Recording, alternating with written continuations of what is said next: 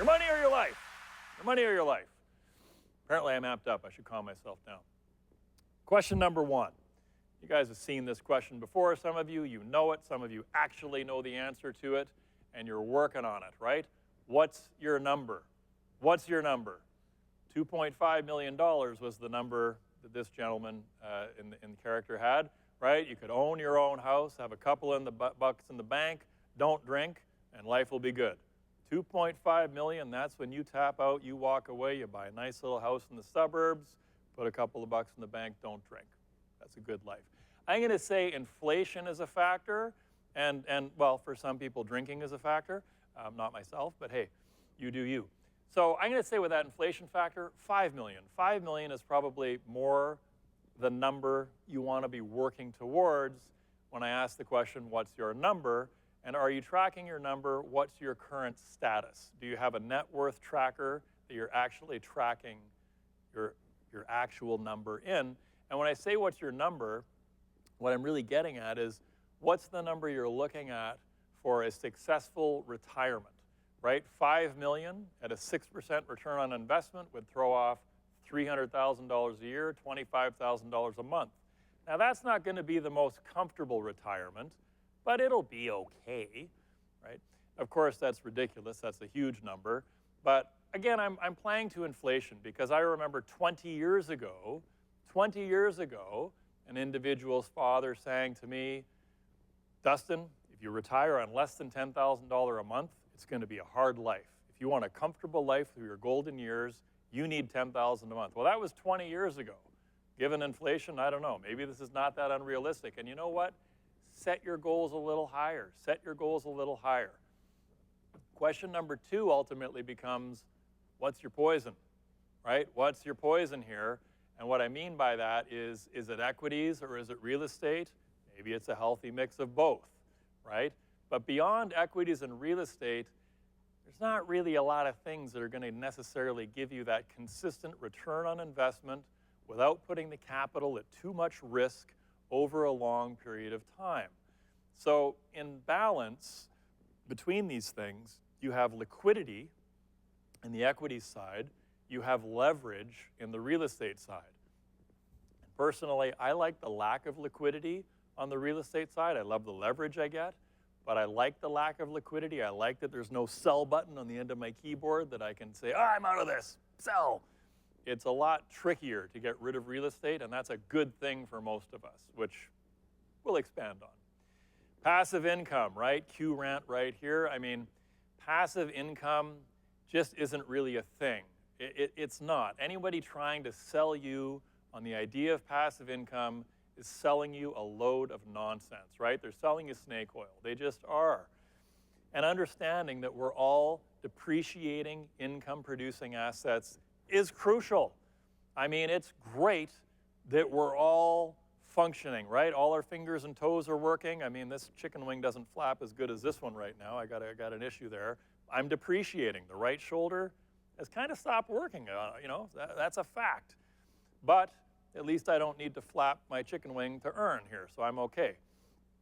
But I am still, just like yourself, a depreciating income-producing asset, and it's vital that we replace ourselves, that I replace myself with appreciating income-producing assets. That's what you need to have. Dividend-paying stocks, right? Real estate that is paying you rent on top of appreciating. So make a decision. Are you going to be in the stock market or the real estate market? Are you going to get into both? Are you going to be into one? And know thyself. Know thyself, right? And of course, all of this starts with savings. And with savings, you become that much more confident and you become that much more calm. Because money in the bank, which I didn't have for the first 40 plus years of my life, was a pretty amazing change when I was in my mid-40s and suddenly actually had savings for the first time. Whoa. And I'm going to share very quickly just a very short conversation that I had, or a short section of a longer conversation I had with somebody.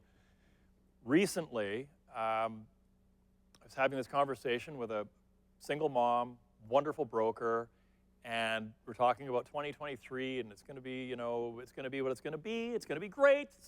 Stay positive. But I said, you know, are you prepared if it's less than great? Like, how are you set up? Like, are you feeling like you're going into this with a good foundation? And they told me, yeah, I have $200,000 in my holdco right now. And of course, I caught the holdco piece, and I was like, nice, in your holdco, really? And they said to me, I would not have that $200,000 if I didn't have the holdco. They said, your whole line about it being an adult piggy bank is so true. And the piece about getting a divorce from your money by incorporating, they told me, they said, that $200,000 would have flowed through my fingers like water over the past 3 years. I'd be in a newer car, I'd maybe be in a different home, I'd maybe have renovated, I'd have different clothes. It would have gone. But because I'm separated from it, because it doesn't hit my personal account unless I put it in my personal account, I feel like it's almost someone else's money. And I only take what I need when I need it. So there they are with $200,000 in savings going into a year that the media is saying is going to be a, you know, proverbial nightmare, and they are confident, and they are calm, and they're cool, and they're collected, and they're cool. So a savings goal, that is where it starts, right? So ask yourself, do I have an annual savings goal? Not just like a one target, but like each year. Have I got a certain dollar amount that I want to save each year, divided by 12, divided by 4? Am I hitting my goal weekly? Am I hitting my goal monthly, quarterly? Where am I at? And do I have a base cash balance that I will not go below? So if I'm going to take my savings and make an investment, that's fine, but is there a base number that is zero, right? What's your zero? Your zero shouldn't be zero. Your zero should be X number of thousands of dollars. And then do you actually have an action plan for the excess? Because a lot of times, those of us who are the best savers are just really good at the saving. And we don't like risk, which is why we're saving. And risk would be to actually invest that money into something, because what if? So you have to have that balance of, I can't wait to own a bunch of real estate, but also I need to save the money to do that. And that's where it takes a little bit of a balance. That's where teamwork works out fairly well also. And a very basic savings goal would be the $625 a month that if you are not incorporated, you're forced to pay to CPP. If you are incorporated, you have the option. And test your discipline. Can I put $625 a month into my TFSA every single month, right? Can I set up a holdco and move $100 a month, $500 a month, $1,000 a month, whatever that number is, into that holdco on a regular basis? Can I write myself 12 post-dated checks? You know, stick them on the fridge, stick them somewhere under the keyboard, whatever, into my holdco and move that money over. Can I hit that target that I'm setting for myself, whatever it is? And then once you've got that savings goal locked in, what's the next goal? A spending goal. No, it's not a spending goal. No, don't have a spending goal. I mean, in a way, you have a spending goal. It's called a budget, and you try and keep things, you know, in check. So it should be a low number. But the focus, I think, primarily needs to be on that investment goal, right? My goal is to cycle $500,000 a year through a whole life insurance plan inside holdco number 1, which then will invest in real estate in holdco number 2 and accumulate $2 million a year worth of real estate. I don't love sharing those numbers, but I'm sharing them with you because I'm going to share some ugly numbers with you as well. I'm going to share a whole bunch of my numbers with you because it might as well be real. It might as well be real. So these are some of the things that I'm focusing my attention, my energy, my time on investing in. And you need to have an organizational chart, and it doesn't necessarily need to be the current organization as much as the aspirational organizational chart. And of course, governments have organization charts, and they look like this. And hopefully your organizational chart will not look like this. Nor will it look like this chicken scratch, which I just threw together late last night to try and demonstrate this. We'll come up with something better. I have actually been reaching out to a number of people looking for like organizational chart software. But what I have right now is I have a huge pad on my desk. I took a coffee cup, put it in the middle, drew a circle, wrote my initials in the middle, and then I have spokes coming off it. And I've got, Be the Better Broker Incorporated. That's where the operating income comes in. Then I have another little box over here. Every year, $6,000 drops into the TFSA. And I got another spoke, the Holdco number 1. That's where I bought my house last year. Holdco number 2, that's where I bought the house this year, right? And I'm paying attention to it. And I have extra spokes off it with Holdco number future, right? For property number future. But I'm planning ahead and I'm visualizing it. And it's very, very helpful to do that because it puts you in the mindset to be paying attention to your money, to the real estate market, to all the things that are going on. And it's all about being persistent and being persistent. And of course, it is all about planning for success. Key point, of course, again, around this whole thing of ours, this brokering business, is that it is a business. It's not a job. Act accordingly, right? You own a corporation. You have to act accordingly because as the owner of the corporation, you're responsible for your retirement planning. Nobody else. There's no pension coming. So you better be planning this stuff out. And of course, a key part of being smart about this is being incorporated. And it is, as I say, about planning for success and about doing, not just being incorporated, but about doing a number of the different things I outline in that video. And I encourage you to watch that video with your life partner or another responsible adult.